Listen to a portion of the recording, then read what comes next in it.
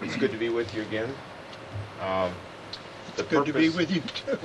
The purpose of my visit today is to provide an opportunity, Morton, for those who have read and studied your works to have an opportunity to meet the man behind the writing. Could you please, Morton, tell us about your beginning? And in the final chapter of my book, Set Your Heart on the Greatest Gift, I describe it in some detail. It is interesting when you have to be in your late 70s before you discover what kind of early childhood you had. And then, to my surprise, I got a letter one Christmas saying, "Are you alive and still writing?" And the name did not ring a bell, but I sent back to her Dream Quest, which tells of my connection with the Iroquois and the Senecas in particular. And she wrote back,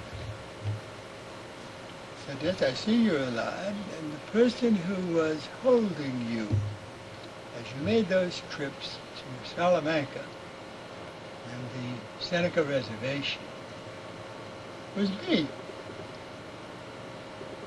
She was 91 or 2, had been my nanny the first years.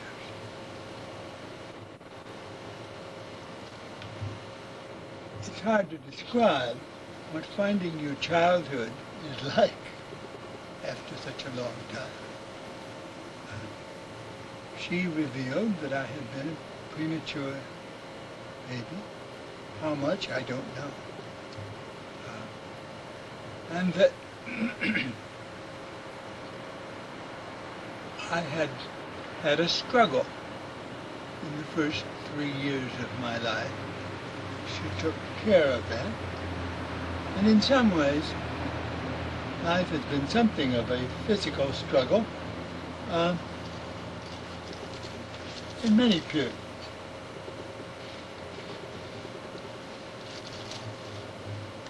My family, I think, didn't know what to do with a sick child. And so they had turned her over to Clara, and thank God they had such good choice, because she gave me roots that I didn't know I had. And by the way, there weren't just questions about your physical struggle early on, there were also some questions about your mental abilities early on too, weren't there? Very true. In fact, my family, because I have a hearing problem, have the best hearing aids at the present time I've ever had. Didn't even know enough to have my ears tested. And bless them, they thought I didn't have quite all my marbles. So suddenly they realized that I had intelligence. And with the help of a typewriter, the whole atmosphere of my intellectual life changed. I began to win the honors and really see that I had a mind. In Phoenix, at the junior college,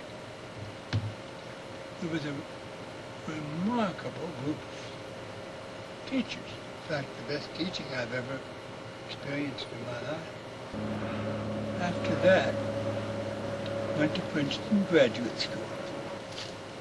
My mother died in this period, and I found myself in a deep, deep pit. My father remarried, and home really disappeared. During this period, it was a psychic struggle with darkness. I found a little Episcopal church with a very intelligent minister, Dr. Wright. And he not only welcomed me, he invited me to dinner after the first day that I was there. You know, a ministry like this is worth pursuing. And so I applied to seminary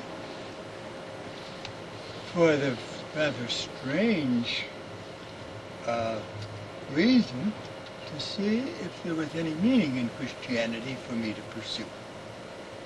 This was Episcopal Theological School, has another name now. And I spent my time there during the war. The Episcopal Church would not take anybody into the chaplaincy unless they had had 2 years of parish experience, and that was just the time. So I then took my theological knowledge and what I knew about the Bible and went off to East Syracuse, New York, where I took a little parish. Now, East Syracuse was important for 2 or 3 reasons. I had purposely picked it because I had been brought up very comfortably, and I wanted to live as the other half lived. I think my beginning salary was $1,000 a year, no, $1,200 a year, and a house. Probably the most significant thing that I learned in those years, one, I learned that all people can be touched with genuine caring and understanding. And probably the success of a ministry depends more upon one's capacity to relate and to care than one's theological background.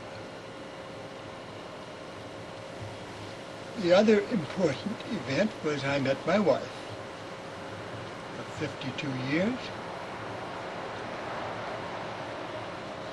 It was love at first sight in some ways, and I was wise enough not to propose until I began to feel the vibes coming back.